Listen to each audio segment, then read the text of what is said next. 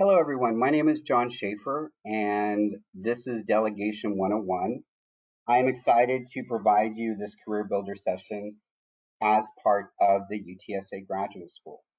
So, to tell you a little bit about myself, I am an employee of UTSA. I'm also a two-time alum, but my current position is the Associate Director for Graduate Student Success and Professional Development. And in addition to that, I am also the current Staff Senate Chair. So let me talk to you a little bit about both. So as far as the Associate Director position with the Graduate School, I've been in this position for 12 years, and what the position encompasses is providing professional development and student success opportunities to both our graduate students and our postdoctoral fellows throughout the year. As part of my role as Staff Senate Chair, I preside over a 34-member body, and we are the governing body for the University of Texas at San Antonio staff members, which basically means we're not the faculty, not the professors, not the students, but specifically the staff employees. And so due to both roles, my role in the graduate school and my role as Staff Senate Chair, whether it be a supervisor or presiding over the Staff Senate, I have been provided a lot of opportunities to learn and also to engage in delegation. And so that's one of the reasons that I opted to do this session for you, is to not only give you the concepts of delegation, but to give you some information anecdotally from my own experiences. So I do hope you find the information beneficial. I would encourage you, if you don't have something to write with already, I would encourage you to grab a pad of paper and a pen or a pencil just to take some notes as we go along. I'm going to ask you to maybe write some ideas down as we go through. Additionally, at the end of the session, I will ask you to answer a 6-question quiz, which is a combination of both short answer and fill in the blank. And the answers to those questions can be submitted to me via email, so that then you can receive one of the Career Builder badge for Delegation 101. So that's just a good reason to be writing stuff down as we go along, just some key concepts and some information as that will help you when we get to the quiz part. So let's go ahead and get started. So what we're going to discuss in Delegation 101. First of all, what is delegation and why should we engage in delegation? And then specifically 7 reasons to delegate. We'll talk about that. The benefits to both managers and employees when it comes to delegation, and then also finally the common misconceptions to delegation. Now what I want you to do, hopefully you have your pad and paper with you right now. What I want you to do is just jot down a couple thoughts, maybe a word, a phrase about what you feel delegation is. Not just to delegate, but to be delegated to. So this is definitely a two-way street when it comes to delegation. So you have the managers that delegate to the employees, and as I mentioned, one of the things we're going to discuss is why that's a benefit. But what does it mean as the employee to be delegated to? So I would like you to write down some initial thoughts as what you feel delegation is. So I'm going to give you just a few seconds, jot down again some words, some phrases, just your initial thoughts on delegation.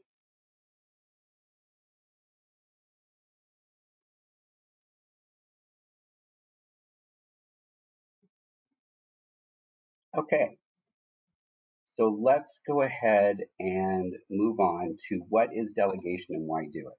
So specifically, delegation is the assignment of any authority to another person. Normally, this would be from a manager to a subordinate or employee.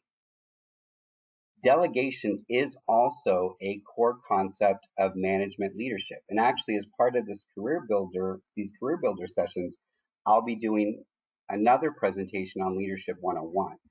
But for the purposes of this, we're talking about delegation, but it is a core concept of management leadership. And I did want to note that, and this comes from the Harvard Business Review, that almost half of 332 companies surveyed were concerned about employees' delegation skills. So delegation is definitely a learned skill. We see that in point number 4. Definitely a learned skill. Definitely, though, underutilized, according to the Harvard Business Review. Delegation is not something that is what I believe standard practice amongst managers, and that is something that we'll kind of delve into a little bit more. Also, delegation obviously is the assignment of sharing of tasks. So it's the definition of delegation is assigning authority, but then also assignment of tasks to whether it be to an individual or a team. So those are kind of the concepts of what is delegation. And so I'm interested or would be interested to know if any of you were right along those lines when you're writing down your thoughts about what you feel delegation is. So why delegate? First of all, you are maximizing employee resources. So let's say you have a team of individuals, anywhere from, I consider a team 2 people, which would include the manager and employee, up to, who knows, 20 or 30 or 40 or even more. I've actually had probably at any stretch of time anywhere from 1 to 5 people underneath me as far as what I would consider employee resources. When it comes to staff senate, as I mentioned, it's a 34-member body. I'm counted as one of those as the chair. So really I have 33 people that in a sense I manage. It's just in a different capacity. But the fact of delegation, maximizing of employee resources means that you can share tasks and responsibilities across your team. Doesn't mean you necessarily give one task to each person. Maybe you have 2 or 3 people share a task. But the reason for this is that it improves efficiency, productivity, and time management. It also allows for shared ownership and buy-in of the overall project and goals, not only of you, but of your organization, your division, your department. And then it also develops trust and improves communication. So how does it do all this? So all of those, the 3 points, the point number 2, 3, and 4, fold into the maximization of employee resources. So it allows for shared ownership and buy-in. So when you delegate responsibility to people in the form of tasks, it means that if there's a common project or goal that your team is working on, then you can create almost a groupthink mentality. Each person maybe has, or group of people has a piece of that project or goal you are all working towards. So that allows for ownership, shared responsibility, and buy-in. Now, obviously, if you are disseminating or delegating tasks or responsibilities to a wide group of people, the more people involved, the faster a task is going to be completed to reach a goal. So again, that goes back to increased efficiency. And of course, productivity goes along with that, and time management. So it's a huge benefit to delegate, and to delegate to 1 to more people. It also develops, as I mentioned, trust and improves communication. So that goes back up to the shared ownership and buy-in. So, and there's a piece of this too, which is inclusiveness and transparency. And I'll go into that actually in Leadership 101, which all revolves around the trust. So if everyone has a piece of the project and we're all working towards the goals, and there is a transparency or understanding of exactly what everyone is supposed to be doing, what you as the manager is doing, or what you as the employee is doing, you're going to develop a kind of a group trust, whether it be trust in your team, trust in your employees, or trust in the manager. And then it also, because everybody's working on different pieces of the same project, you're going to improve communication because people are going to have to be talking to each other to complete the task. So trust and communication are very important there. These are 7 reasons to delegate, and I found these on something called potential.com, 7 top reasons to delegate in your workplace. First of all, I'm just going to run through the list and then we'll talk about them. 2 is better than 1. Number 2, further develops management skills. Number 3, increases communication. Number 4, which we talked about already. Number 4, collective team success. Number 5, builds a more efficient team. Talked about that as well. Number 6, promotes good skilled employees. And number 7, saves time and improves efficiency. So we talked about already the increase in communication, the efficient team, and the improvement of efficiency. So let's talk about a couple other ones. So let's go back to the 2 is better than 1. And I'm going to go into this in a little bit more detail. One of the issues with delegation is, as I mentioned before, half of almost 332 companies surveyed were concerned about employees' delegation skills. So that means that a lot of people do not practice delegation. But 2 is better than 1. Why is that? There's a couple reasons. One is you can't do it all by yourself. We'll talk about that a little bit more later. The other piece is that it allows for different perspectives on one project. So one person's perspective, albeit a good perspective, if you broaden the perspective, you're going to get some great exchanges of ideas for a project or a task. And so that's one reason to encourage delegation, is because groupthink is often better than individual thinking. When you can bounce ideas off of other people, whether it be from the supervisor to the employee to the employee, or the employee to the supervisor. 2 is definitely better than 1.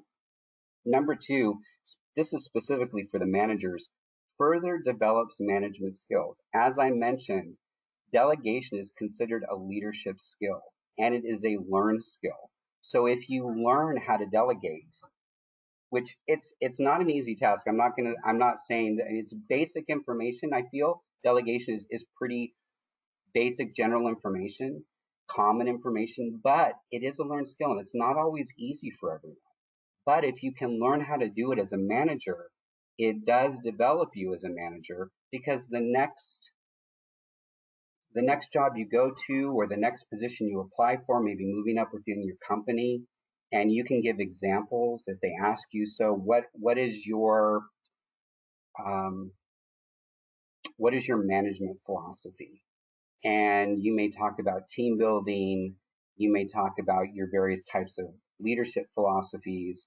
But the other thing to always mention is this piece of delegation, and then also be able to provide specific examples of what you have done in the past with teams or with employees as far as delegation, and how that has improved efficiency, success, communication, stuff like that. So this is definitely a good skill to develop for managers.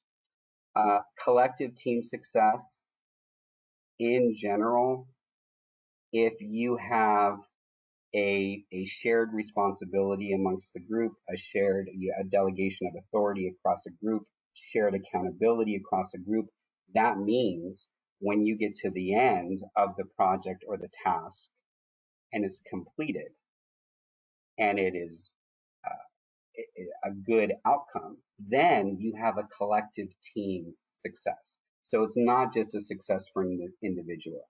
It's a success, it's a win for everybody. And then we're going to skip down to number 6, which is promotes good skilled employees. So this is a great example too, as far as delegation, and we'll talk about this. I don't want to get ahead of myself, but we'll talk about matching the right person with the right job or with the right task. And so knowing the strengths of your team and being able to assign tasks or delegate tasks to those specific team members promotes those people, makes them look good. It empowers them, and it makes them want to take an active role in their development and their professional improvement.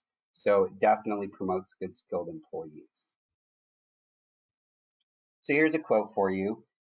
It, meaning delegation, remains one of the most underutilized and underdeveloped management capabilities. And that kind of goes back to that statistic I've read off to you a couple times. Again, delegation remains one of the most underutilized and underdeveloped management capabilities, and there are reasons for this. So delegation benefit, and actually the reasons that they're underdeveloped happen under our misconceptions. I'm sorry, I skipped that, but we'll talk about that when we talk about misconceptions, is why it's underutilized and underdeveloped, or tends to be. So what are the benefits to managers? What are the benefits to delegation to employees? First of all, you're passing the baton. You're not keeping everything to yourself. You're in a sense sharing the wealth. It allows time for big picture, increases trust and transparency, promotes a self-sufficient team, highlights employees' strengths, and allows for shared and increased accountability. Now I'm going to talk about these in relationship to my role as the chair of Staff Senate. So realistically, if you think about, now obviously the majority of you may not understand the inner workings of a university or what a Staff Senate is, other than the brief description I gave you. But the fact is that I do oversee a 34 member body, including myself. And those people are representatives that are voted in. And our job is to be the voice of the staff, to not only provide opportunities for staff, professional development for staff, professional development opportunities, but initiatives to appreciate staff, stuff like that. So we've had a lot of initiatives over this past year, and there is no way to get everything done that you want to accomplish, or let's take it from me, to get everything done that I want to accomplish, that I could do it all myself. As I got to know my staff senators, I made sure to kind of hone in on what their skill sets were, and I'd identify them for specific tasks. To give you an example, so last year, and Staff Senate has been around for 22 years at UTSA, and up until last year, the level of responsibility of the Senate outside of the Senate itself, like for university service, so anything that we're helping with the university outside of our own entity, was maybe we had representatives on 2 university committees, I believe. Well, now we move to this year, and we are currently have representatives on, I want to say, at least 16 or 17 outside university service entities. So, I mean, that's a huge increase, right? So there is no way that one person like myself could be on all of those committees.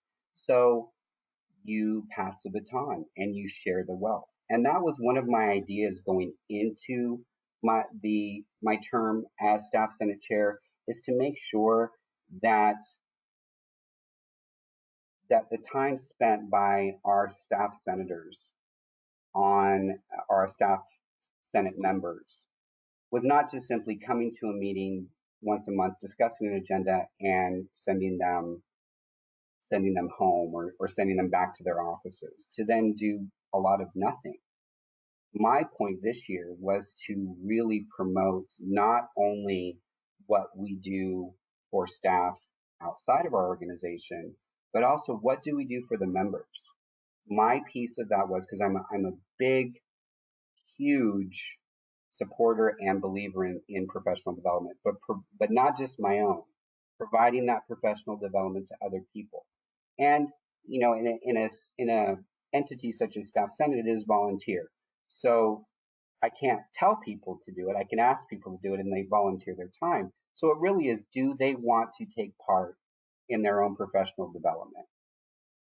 But it is sharing that wealth because they're allowed for opportunities for networking when they go into some of these other university service committees or task forces.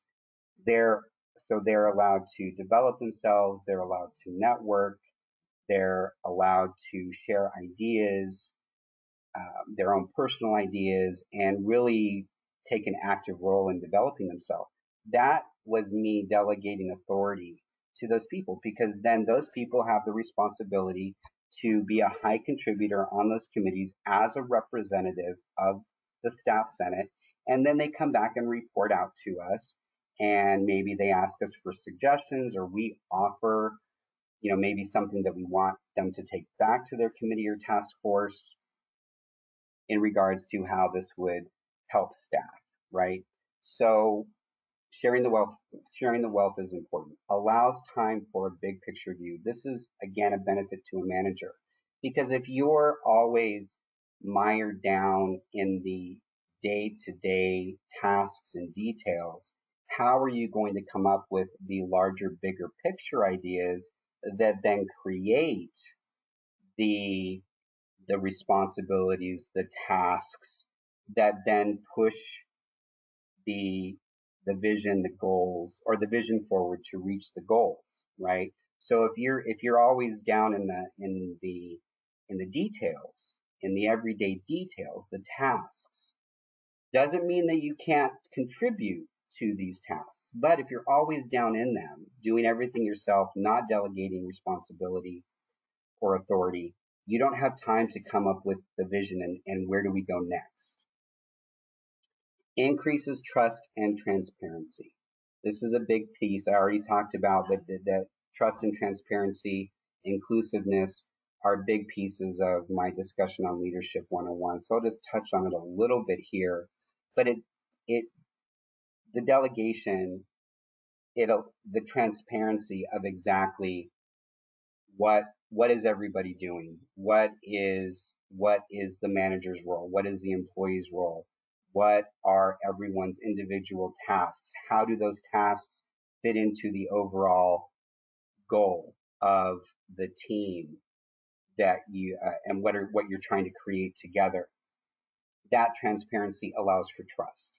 And so both of those things together, if you have the trust, if you have transparency with your employees, that then begets trust. And then that is a huge benefit to the person leading the team. The next is highlights employee strengths. And I did mention earlier with my staff senate example that I do tend to kind of look for what are the strengths of the people on my senate. And I thought honestly, when I started out in this role back in last August, I was going to be lucky enough to learn everybody's names because I'm horrible with names. I thought it was going to be hard enough to learn everybody's names, much less figure out what they're good at. However, it was definitely, I think I sold myself short because it was definitely an attainable goal. Not only do I know everybody's names, which not only first names, but first name and last name of 33 people that, I'm in communication with regularly, but I only see on a usually face to face on a monthly basis. But that I've been able to do that and they've been interested in stepping up because going back to this transparency, I am fully transparent with everything that the Senate is doing and I make it inclusive. I want the feedback. I want the discussion. And then through all those pieces and getting to know my senators, or maybe in your case, your employees, you are matching the right people with the right job. You get to know them well enough that you're like, okay, these are your skill sets. This is where you're going to benefit our organization the most. And then the final one is it does allow for shared and increased accountability. So everyone has a piece of the pie. And due to that, due to the increased accountability and shared accountability, this is going to increase the final product. I think everyone has, again, going back to everyone has a part in this, and everyone is moving towards the same goal. And so everyone wants to put their best foot forward with the team because you've been transparent with them. You have, in a sense, shared the wealth with them. You have invested in them as an employee. And so they're going to welcome that shared accountability, not only with you, but with everybody else on your team. So the delegation benefits to employees is kind of going back to some of the things that I've already touched on, to be honest, which are it provides a feeling of importance. When you have shown trust in someone that they can do something as part of the collective team, that you have delegated part of, maybe if you look at it, part of your responsibility to them, it is going to increase importance. And that is because, I'm trying not to jump around too much, but you are empowering your employees. Empowerment is a huge piece, and empowerment and trust is a common theme that runs through leadership, delegation being a part of leadership. But empowerment is a huge, huge piece. I remember I'm gonna jump back a long time ago to one of my first full-time professional jobs, and I had an amazing supervisor. And his main philosophy, if I had to pinpoint it, looking back, his main philosophy was empowerment of individuals or empowerments of a group. And I think when people don't maybe underestimate their own capabilities, empowerment and belief in someone does so much for a person's self-worth in the job. Empowerment is huge. That feeling of importance when someone trusts you to do the job, and then it makes you want to do the job well because you respect them and you trust them so much, meaning your manager, that you want to put the best product out for them. And I remember I oversaw two programs at the time, and going back to the fact that delegation is a learned skill, I oversaw two youth services programs, two youth serving programs with the American Red Cross, and I had volunteers work for me, youth volunteers. So they were teenagers that helped me deliver these programs. And at one point, I remember my supervisor coming to me and he said, "You remember back at the beginning when you started working for me on this team, and I encouraged you I empowered you to do this and this and this." And he says, "And look where we are now." And I says, "Yes, of course. Well, now it's time for you to do that for your youth volunteers. Really kind of look for the leaders and then empower them to take on some of your responsibilities for this program." Well, I was really scared only because I had sole ownership and I felt like if I delegate some of my responsibilities, the program might fall flat on its face and then it's going to be a poor reflection on me. But this is where it goes back to finding the right people and empowering them and not just letting them loose, but really working with them, developing them as an employee, a volunteer, a staff senator, however you want to look at it. But the empowerment is a big thing, and it did so much. It did as much for the youth volunteers as it did when my supervisor had that level of trust in me. So opportunities for professional development, I pretty much covered that with my examples with Staff Senate, but it definitely offers wonderful opportunities for people under you to develop, and you should want your employees to develop, because the more your employee develops, the better they will reflect on you and your team. So you should encourage the development of employees. Increased accountability equals improved work, improved product. The stakes are higher, which, the stakes are higher because there is an increased level of accountability and responsibility, but it's going to equate to an improved product. And I already touched on this before with the delegation to manage, or delegation benefits to managers. Increased accountability equals improved product because the stakes are higher, and the employees are going to want to produce. And then ultimately, developing employee maximizes their potential. And this goes back to not only just the increased accountability, the empowerment, and the feeling of importance, but ultimately it does develop the employee to maximize their potential. Just to give you another example, so when we were launching the Staff Senate for this academic year back in August, I had a colleague who's newer to higher ed, and he's younger, uh, probably 20 years younger than me, and I knew him well enough, and had known him over the years, not very well, but well enough that I knew that I wanted him to be one of my subcommittee, the committees within Staff Senate, one of the subcommittee leads. And he was not extremely sure in his capabilities to do it, but I knew he could do it. And I encouraged him to do it. And he has excelled. He has created processes for his committee, which is the financial committee. And the committee didn't exist before. We actually developed the finance committee. Imagine having an organization without any financial oversight. Well, we changed that this year. But he took that challenge and he ran with it.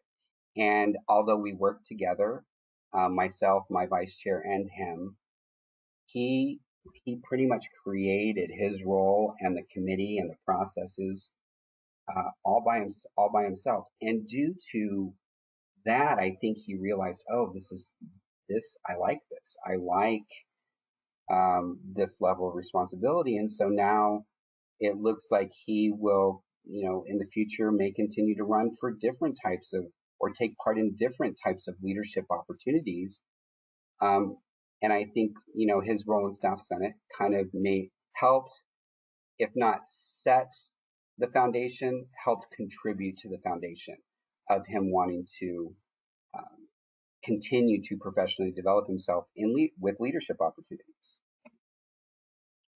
Most people will tell you they are too busy to delegate, and it is more efficient to just do it themselves. So that's what I consider a misconception, even though this is actually a quote due to an article in the Harvard Business Review titled, "Why Aren't You Delegating?" Again, most people will tell you that they are too busy to delegate, and it is more efficient to just do it themselves. And I hear that about delegation all the time. It's just, I don't have the time to explain the tasks to other people. It's just going to be easier to do it myself, and it'll be faster, right? It's not actually true. Hopefully you've realized already everything that we've talked through, that this is actually not the case. It is an investment to delegate. It's a great investment in time, and it's a great investment in people to delegate. So the other one is, it's just easier to do the work myself. It'll be completed faster and produce a better product. So similar to the last quote, but a little bit more specific. Again, not true, not true. So let's talk about the misconceptions of delegation. First of all, I, meaning the manager, I can do it all. I can do everything. I don't need help. I don't need to delegate. Well, that's a huge misconception, because as I have stated, you can't do it all. You just simply can't do it all. If you try to do it all, you are going to miss things. Things are going to fall through the cracks. You will not be able to get as much completed as you hoped to complete. And I don't, honestly, I don't think the product across the board, if you have 6 or 7 different projects to work on, that all of them are going to, that the product on the other side is going to be the best product. The final result is going to be the best product because you try to do everything yourself. Realistically, as I've learned in previous jobs and in my current role, in my current job, previous jobs, current role as the chair of Staff Senate, there is no way you can do it all. And the more you delegate, the more you can get done. And you can get done even more than you thought you could get done because you have capable people that you trust helping you to reach a common goal. There is another one, which is, this is very interesting. And I have seen this firsthand in the workplace. And I totally go against this next point. Totally go against it. I do not believe in it whatsoever. My employee will shine brighter than me. There is a fear among a lot of supervisors that if they allow additional responsibility to their subordinates and their subordinates receive accolades for their job well done, right? That in turn, they're going to outshine the supervisor. And that just means that there's a high insecurity with that supervisor because the fact is that if you have an employee that is a high producer, a high contributor, they're recognized, they receive accolades, that makes you as the employer or the supervisor, that actually makes you look good. So it's okay to let someone else stand in the spotlight. Don't ever take credit for somebody else's work. If you have delegated that authority to them, you have delegated that accolade to them. And it's not only, sometimes it may be an individual accolade, and sometimes it's going to be a team accolade. But the fact is that it's okay for the employee to sometimes shine brighter than you. That's the whole part about delegation, empowerment, and development of your employees is helping them be better than they started, right? Helping them develop. Tasks will be completed faster. I think we've pretty much nullified that idea. It's kind of a moot point. Tasks will be completed faster. That is not the case. The more people working on a project, the more capable people working on a project, the faster it's going to go. And if you have multiple projects, and you are farming those out across a team of, a few to more than a few people, those tasks are going to be completed faster than if you try to do it all yourself. You, the manager, will do it better. I mean, maybe in some parts you would do better. But maybe those are the parts that you work on yourself. What are your strengths?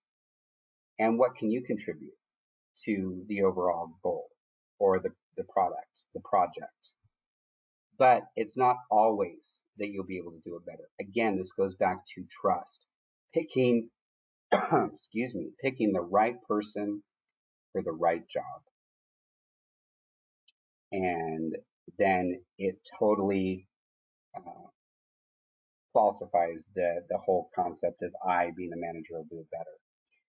Another piece on the side of employees is sometimes employees look at delegation that their managers is trying to dump all their work on them.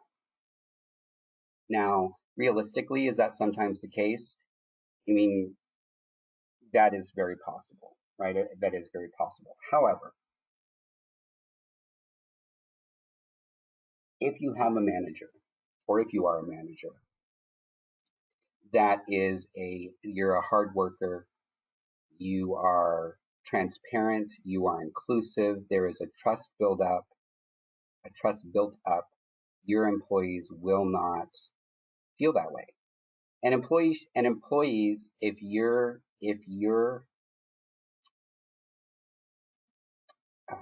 supervisor or employer is providing you additional opportunities and responsibilities, you should welcome those versus um, shying away from them and thinking that they're just trying to dump all their work on you. And then there's the other one that sometimes managers automatically assume, which is that the employee doesn't want additional responsibilities. Well, most employees want to develop, they want to improve, and you don't. A good practice is not to micromanage and keep them under your thumb. It really is to help them reach their full potential, which goes back to empowerment. And a lot of people, given that level of responsibility, will rise to the occasion. Definitely, because trust and empowerment, those are big things. And when a supervisor trusts you and wants to work collectively with you, treats you as an equal, you are a team, they will respond. Absolutely will respond. So some of my final tips. When you're doing delegation, really let go. Like, don't say you're letting go and then micromanage your employees. The responsibilities, the tasks, let it go. And I'm trying not to break into the song from Frozen right now, but really let it go. Don't micromanage your employees. Trust them. Set deadlines. Ask for pieces, for review, but don't micromanage them. You need to trust them. You definitely need to trust them. Trust that you have the right person in the right job, which means the right tasks are being assigned to the right person. You have to make sure. I think there was something that I heard one time in a training, which is you have to have not only the right people on the bus, but the right people in the right seat on the right bus. You need to make sure that you understand the strengths of your employees and that you provide them those opportunities. So you align them. You align the right employee with the right job. And trust. I know I've kind of beat that to death, possibly, but it's important. Trust is huge. You need to trust your employees. Provide honest, timely, and constructive feedback. The way not to do this, and I hope you're listening closely, the way not to correctly delegate is by just throwing your employees into the deep end of the pool and saying, figure it out. No, you're a team. You are a team. That means that this is a two-way uh, relationship. This is a two-way level of responsibility and accountability. Part of your job is when they're asking questions, that they're asking for your feedback, that you give that to them. So provide honest, timely, and constructive feedback with those delegated tasks. Because again, this is going to be a reflection on you as much as it is on them. Remember, shared accountability. Make delegation a learning opportunity for both the manager and the employee. As I said, delegation for the manager, it's a learned skill, but it is a leadership skill. So this is going to be a learning opportunity for you. And also, you during this process, you may learn some things from your employee, and that's great. You know what? If someone can help, if you have an employee that can help develop you and further you more as a supervisor or someone leading the project, that's great. That two-way development, two-way responsibility, two-way relationship. It's working. It's working. And then of course, a learning opportunity for the employee because they're going to learn things and have opportunities provided to them that they may not have had before. And then again, there's no way you can do it all. So make sure you delegate, delegate, delegate. Read up on it if you need to. If this If this Delegation 101 is not enough, read more into it. Google. Trust me, there is a lot of information out there about delegation. Google it. So as I mentioned at the beginning of the presentation, to receive a Career Builder badge, I'm going to ask that you answer the following 6 questions and submit your answers to me. And then once I have a chance to review the answers, then I would be able to send it forward to allow you to receive a Career Builder badge, which can be added to as a skill set to your resume or to your LinkedIn profile. So I want to make sure that when you email me your answers, you include the session name, which is Delegation 101, your full name, and your email address. So this would probably be a good point. I'm going to read through the questions, but then I would recommend pausing the video so that you can review the questions and write down your answers, and then separately type them into an email to send to me. But first of all, the question number 1, almost blank of 332 companies surveyed were concerned about employees blank. Number 2, name 3 misconceptions of delegation and why each are untrue. Now, obviously, a lot of this information was in my own words. The information was on the slide, but I tend to expound a lot. So this is going to be from my own words to your own words in a sense. So name 3 misconceptions of delegation and why each are untrue. Number 3, name 2 benefits of delegation to managers and 2 benefits to employees. Number 4, name 3 out of the 7 reasons to delegate and why each of those 3 are important. Number 5, delegation is the assignment of any blank to another person. And finally, number 6, provide 3 examples how delegation promotes empowerment. So that's your own belief from what you've heard today. So again, I would encourage you to pause the video now, and that way you can review the questions. Feel free to go back through to previous slides in the video to recap any information that you may need. And then again, answer the questions to the best of your ability, and feel free to submit those to me via email. And I will make sure to respond in kind that I have, in fact, received your answers. So I appreciate your time. I hope that you enjoyed learning about Delegation 101, and I hope you enjoyed the rest of the Career Builder badge sessions. Again, this is John Shaffer. Thank you very much.